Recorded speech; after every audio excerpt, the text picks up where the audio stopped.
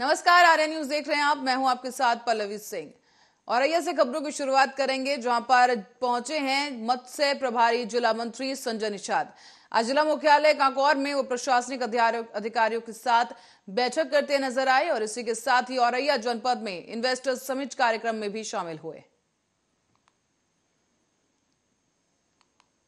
मैं इस बात की बधाई दूंगा कि माननीय प्रधानमंत्री की सोच, उनके जो विचार माननीय मुख्यमंत्री की प्रेरणा से जो ग्लोबल इन्वेस्टर समिट हुई है, जो हम लोगों ने रोड शो किया था देश और दुनिया में और अपने देश में, उसका एक ऐतिहासिक रिजल्ट मिला है और लगभग अपनी जो हमने लक्ष्य निर्धारित किया था उससे कई गुना ज़्यादा हमारे पास लोगों ने साइन किया। माननीय मुख्यमंत्री जी का निर्देश हुआ कि जिस स्पीड से, जिस तीव्रता के साथ एमओयू पर साइन हुए हैं, निवेशक आए हैं और अपना उद्योग लगाना चाहते हैं, उत्तर प्रदेश को सर्वोत्तम प्रदेश बनाना चाहते हैं, तो हम माननीय मंत्रियों की जिम्मेदारी की गई है कि हर जिले में, पहली बार है कि हर जिले में, पहले तो निवेश होता था कहीं एक जगह, पहले जो है इन्वेस्टर समिट कराई जाती थी उत्तर प्रदेश में, नहीं दूसरे जगह दिल्ली कराई जाती थी, क्योंकि पूछा जाता था क्यों, तो कहते थे नहीं उत्तर प्रदेश में लोग आने के लिए तैयार नहीं है, इसलिए दिल्ली में हम इन्वेस्टर समिट करा रहे हैं। तो आज के दिन में हमारी जो सरकार है हर जिले में इन्वेस्ट कराई जा रही है और औरैया में भी लगभग 2598 करोड़ रुपए का इन्वेस्ट हुआ है और हर 15 सेक्टरों में है। तो मैं यहाँ के लोगों को बधाई दूंगा और ये हमारे बिल्कुल जिम्मेदारी दी गई है मंत्रियों को हमारी कि जिस तीव्रता के साथ इन्वेस्टर आए उसी तीव्रता के साथ उनकी मदद की जाए, उन्हें।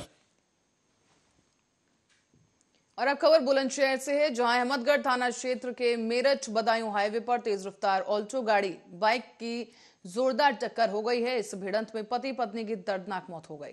यहां पति की मौके पर ही मौत हुई, जबकि पत्नी ने इलाज के लिए जाते समय रास्ते में दम तोड़ दिया है। पुलिस ने कार को हिरासत में लिया है और शिकारपुर सीएचसी में पति के शव को कब्जे में लेकर पुलिस ने पंचनामे की कार्रवाई शुरू करवा दी है। डलिया देने के लिए दलिया देने अपनी ससुराल जा रहे थे, लड़के की शादी करी इन्होंने। किस गांव में? किस गांव में जा रहे थे? ये जा रहे थे तुम्हारे इसमें घगनंगरा। हाँ। किस गांव के रहने वाले हैं? शहजादपुर का रहने। शहजादपुर। तो क्या इनकी डेथ, पति पत्नी की डेथ हुई है इसमें? हाँ जी, दोनों ऑन द स्पॉट खत्म। और अब औरैया की ओर रुख करेंगे, जहां से जानकारी सामने आई है कि सुहेल देव पार्टी के महासचिव रमाकांत कश्यप ने मंत्री संजय निषाद से मिलकर अपनी पीड़ा सुनाई है। बताया जा रहा है कि रमाकांत कश्यप ने अरुण राजभर के बयान से नाराज होकर पार्टी से इस्तीफा दे दिया है। समाज पार्टी का राष्ट्रीय महासचिव, हम लोगों को जो पीड़ा है कि हमारे समाज को प्रेमचंद को माननीय राष्ट्रीय अध्यक्ष जी ने टिकट दिया था। प्रेमचंद गुलाम हो सकते लेकिन कश्यप निषाद समाज उनका गुलाम नहीं हो सकता, जो कि आज राष्ट्रीय प्रवक्ता जो अरुण राजभर जी हैं, उन्होंने जो हमारे समाज को गाली देने का काम किया है। तो हमारा समाज, जो हमारे साथ में जो हमारे पदाधिकारी हैं, हम सभी लोग इस्तीफा दे रहे हैं या हमारे कश्यप निषाद मछुआरा समाज से माननीय अरुण राजभर माफी मांगे। और दंतेवाड़ा जिले के आदिवासी अपनी संस्कृति और अस्तित्व में छाए खतरे को भांपकर समाज का वार्षिक सम्मेलन करते हुए नजर आ रहे हैं। समाज के बुजुर्गों का यह कहना है कि नई शिक्षा प्रणाली में बच्चे शिक्षा तो ले रहे हैं, पर अपनी संस्कृति और रीति रिवाजों से दूर होते जा रहे हैं। इसलिए समाज प्रमुखों ने यह सम्मेलन कराने का फैसला लिया है, जिसमें नई पीढ़ी को अपनी बोली भाषा और रीति रिवाज और वैवाहिक नियम जैसी तमाम जानकारी और सांस्कृतिक कार्यक्रमों के माध्यम से ये जानकारी जनता को दी गई है। इस सम्मेलन का ये दूसरा साल है जब इतने बड़े पैमाने पर लोग यहाँ पर इकट्ठा हुए हैं। इस सम्मेलन को किया जा रहा है और इस सम्मेलन में जिले भर के लगभग 30 गांव से लोग शामिल हुए।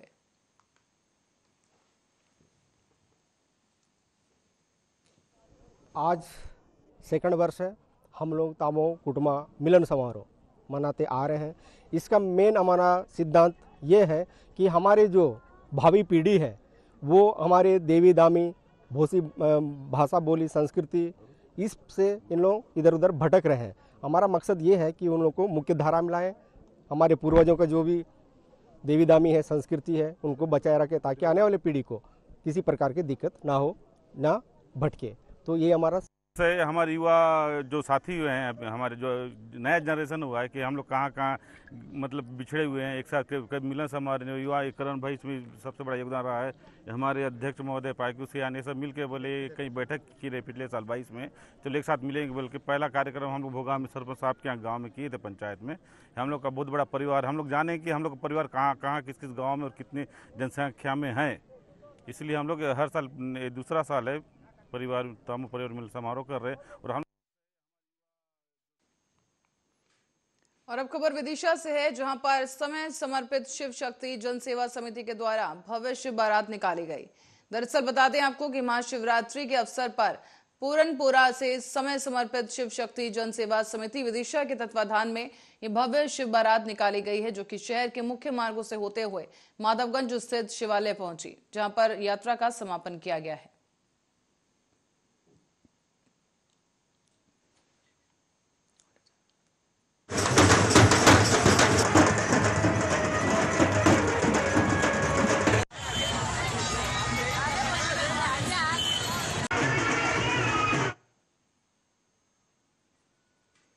और कटनी जिले के समीप पन्ना जिले के रैपुरा में एक बड़ा हादसा हो गया है। यहां पर छात्रों से भरी एक बस पलटने से 15 छात्र घायल हुए।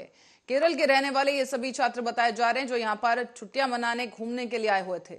इस घटना की सूचना जैसे ही पन्ना जिले के प्रभारी मंत्री और आयुष मंत्रालय के प्रभारी रामकिशोर नानो काबरे को मिली, तो वो पन्ना जिले के दौरे पर छोड़कर जो है कटनी जिले में घायलों से मिलने पहुंचे, जहां पर बच्चों के इलाज के लिए बेहतर व्यवस्था कराने के लिए डॉक्टर से चर्चा की गई है।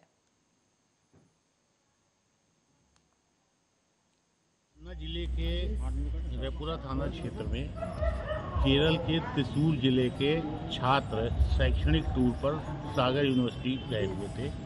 वहां से वापस लौटते समय बस पलट जाने से उस बस में बैठे जो छात्र थे, जिनकी संख्या 30-35 करीब है बताई जा रही है, उसमें से करीब 10 लोग अभी यहाँ आए हुए हैं, 10 घायल, और बाकी अभी कितने लोग हैं ये ज्ञात नहीं हो सका है। कितने लोग सवार? बस में करीब 30-35 लोग सवार थे, जिसमें से 10 घायल।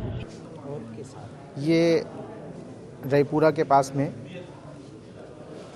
एक एक्सीडेंट हुआ है, उसमें हमारे 16 बच्चे यहाँ पे कटनी लेके आए हैं। सभी प्राथमिक उपचार, सभी बच्चों का प्राथमिक उपचार हो रहा है।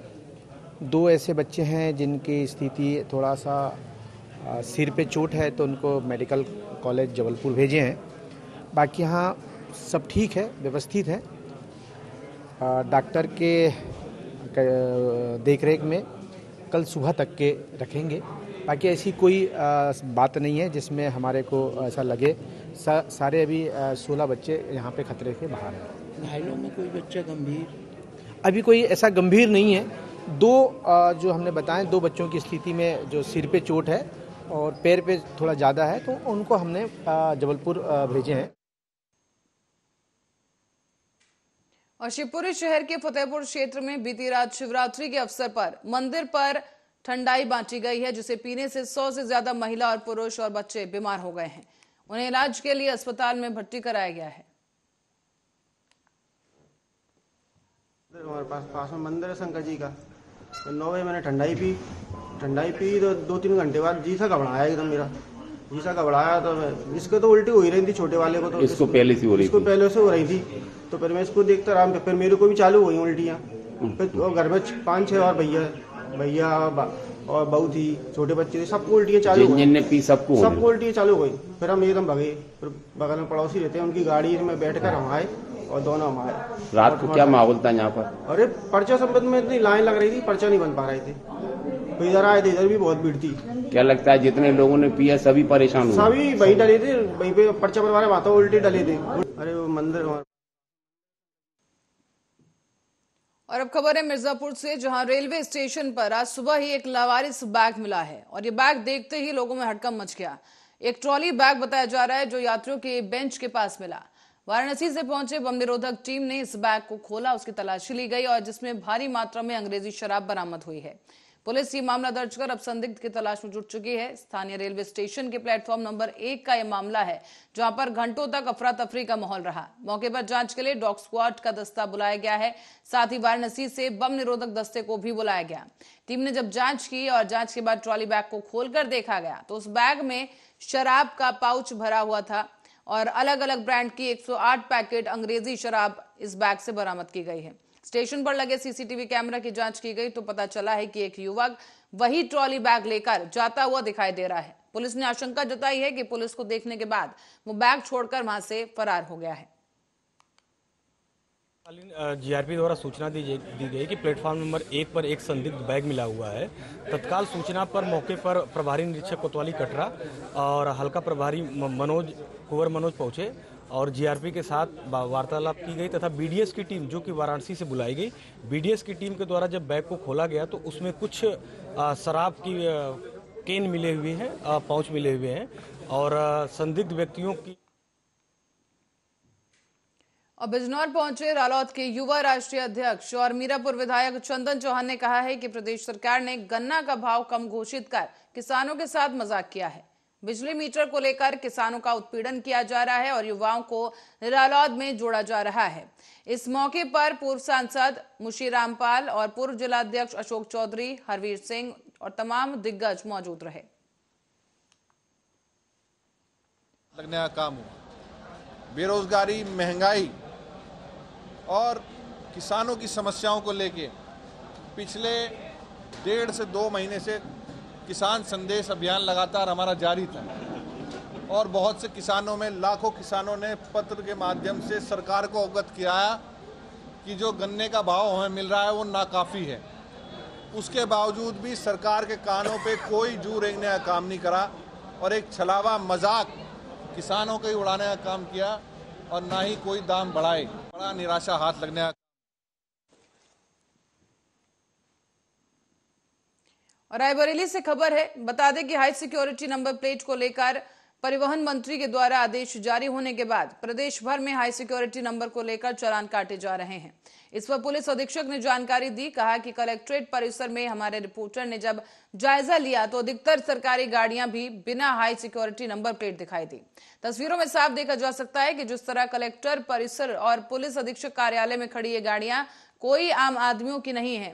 ये गाड़ियां एडीएम, प्रशासन और एसडीएम की प्राइवेट गाड़ियां हैं, तो वहीं कई सत्ताधारी नेताओं की गाड़ियां भी इनके साथ खड़ी हुई हैं, जो कि हाई सिक्योरिटी नंबर प्लेट के बिना है, लेकिन इन पर नजरे इनायत अभी तक नहीं की गई है। हाई सिक्योरिटी नंबर प्लेट्स को लेकर के जो भी आदेश जारी हुए हैं उसके बारे में हम लोग की बैठक और मंत्रणा वो परिवहन विभाग के अधिकारियों के साथ हो गई है और उन्हीं ग्राउंड्स पे ट्रैफिक के जो हमारे अधिकारी हैं और कर्मचारी हैं उनको भी ब्रीफ कर दिया गया है। हाई सिक्योरिटी नंबर प्लेट्स के लिए एनफोर्समेंट का ड्राइव भी शुरू कर दिया गया है और हम लोग ये इंश्योर करेंगे कि पब्लिक में एक अवेयरनेस भी इसके लिए आए और ज़्यादा से ज़्यादा लोग जल्दी से जल्दी हाई सिक्योरिटी नंबर प्लेट लगा के ही गाड़ियाँ चलाएं। जो नई गाड़ियाँ आ रही हैं उनमें तो ऑलरेडी लगा हुआ है। जो पुरानी गाड़ियाँ हैं जिनमें हाई सिक्योरिटी नंबर प्लेट्स नहीं हैं उनके लोगों को ये बताया जाएगा, in due course of time लगातार बताया भी जा रहा है कि वो लोग जल्दी आवेदन करें, ऑनलाइन आवेदन करके और जहाँ से भी गाड़ी उन्होंने ली है वहाँ से नंबर प्लेट प्राप्त करके उसको लगाएं और तभी गाड़ी चलाएं। रायबरेली में पति पत्नी में विवाद इतना ज्यादा बढ़ गया कि पत्नी ने गुस्से में आकर जहरीला पदार्थ खा लिया है, जिसके बाद उसकी हालत लगातार गंभीर बनी हुई है।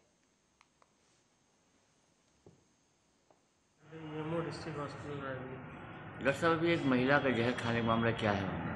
हाँ, एक सीमा पेशेंट है, 22 साल की, गदागंज से आई है।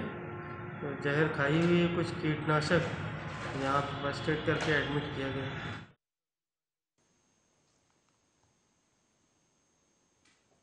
और जमीन की तौजी पर देने और उससे संबंधित कागजी कार्रवाई करने के लिए किसानों को ग्रामीण तहसील कार्यालय में हस्ताक्षर कराने के लिए पहुंचे थे। तौजी पर हस्ताक्षर और सील लगवाने के लिए उनसे 100 रुपए की रिश्वत ली गई। कपिल गोस्वामी नाम के कर्मचारी पर आरोप लगाए गए हैं कि उसने 100 रुपए लिए जाने के बाद ये काम किया है और अब आरोपियों पर कार्रवाई की मांग की जा रही है।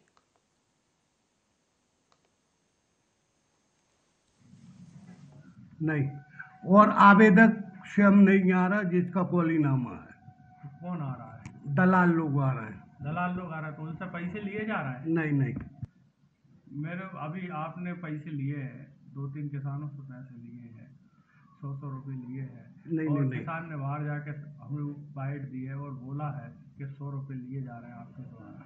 नहीं नहीं नहीं नहीं, ऐसा कुछ नहीं। आवेदक स्वयं आए और स्वयं जमा करे, कोई किसी से कुछ पैसे नहीं लिए। दलाल मैं साहब अभी तोजीनामा बनवाया है, उस पर साइन करवाने के लिए आया था, सील साइन से। उसके बगैर पंजीयन नहीं हो रहा है जो भी तोजी से ज़मीन रखते हैं। और अभी मैंने बाबूजी से संपर्क किया इस विषय में, तो अभी ये ग्रामीण तहसील है पीपल खेड़ा, हल्का तहसील, पटवारी हल्का नंबर 7 में। तो यहाँ पे बाबूजी प्रत्येक किसान से 100 रुपये ले रहे हैं सील साइन कराने के। आपसे लिए क्या? मेरे से लिए हैं अभी वर्तमान में अभी दे के आया हूँ मैं। कितने रुपए दिए? 100 रुपये दिए हैं मैंने। काम के लिए? अब यही तो नहीं है साफ पता। कुछ रसीद वगैरह दी है? कुछ रसीद नहीं दे रहा है, 100 रुपये ले रहे हैं हर। और छत्तीसगढ़ के राजस्व मंत्री के गृह जिले में राजस्व अमले के कार्यों से असंतुष्ट बुजुर्ग आमरण अनशन पर बैठ गए हैं। यहाँ पर दुर्ग जिला पाटन तहसील के रहने वाले श्याम राव सिरके का ये मामला है, जो कि 1985 में कोरबा जिले के रिहायशी इलाके में 6 डिसमिल जमीन उन्होंने खरीदी थी। उस दौरान श्यामराव कोरबा पावर प्लांट में बतौर मैकेनिकल कार्यरत थे, लेकिन कुछ साल बीतने के बाद श्यामराव की खाली पड़ी इस जमीन पर पटवारियों और आरआई के द्वारा जमीन की 3 बार रजिस्ट्री की जा चुकी है। इस मामले में अब श्यामराव ने छत्तीसगढ़ सरकार, राजस्व मंत्री, राज्यपाल, एसडीएम और तहसीलदार समेत कई अधिकारियों के पास अपनी जमीन की चौदही बनवाते हुए कब्जा दिलाने की गुहार लगाई है, लेकिन उसे न्याय नहीं मिला। और जब तक अब न्याय नहीं मिल जाता, बुजुर्ग ने आमरण अनशन पर बैठने की चेतावनी दे दी है। और साथ ही आपको तस्वीरों में दिखा दें कि ये बुजुर्ग जो शख्स है वो यहाँ पर धरने पर बैठा हुआ है। रहने वाला हूँ, वैसे जमीन खरीदी किया था उस समय में 20-22 साल तक के कोरबा में रह रहा था और ठेकेदारी करता था, उसी से मेरा जीविकोपार्जन होता था। और उसी बीच में सन 85 में इस ज़मीन को खरीद लिया था। काम की कमी होने के कारण से बच्चे लोग बढ़ गए तो रायपुर में पढ़ाने के लिए ले गया। और वर्तमान में छोटे से खेती बाड़ी है, वो पाटन तुलसी गांव में है, जहां भाई लोग खेती बाड़ी करते हैं। और 2012-13 से मेरी ज़मीन का ये लोग हेरा फेरी किए हैं, तब से मैं अपनी ज़मीन पाने के लिए भटक रहा हूँ। और एक बार हेरा फेरी करते तो बात समझ में आती, 3 बार कर चुके हैं और सब जगह फरियाद करके थक चुका हूँ, कुछ नहीं हो रही है। मजबूरी वश मुझे आमरण अनशन में बैठना पड़ रहा है।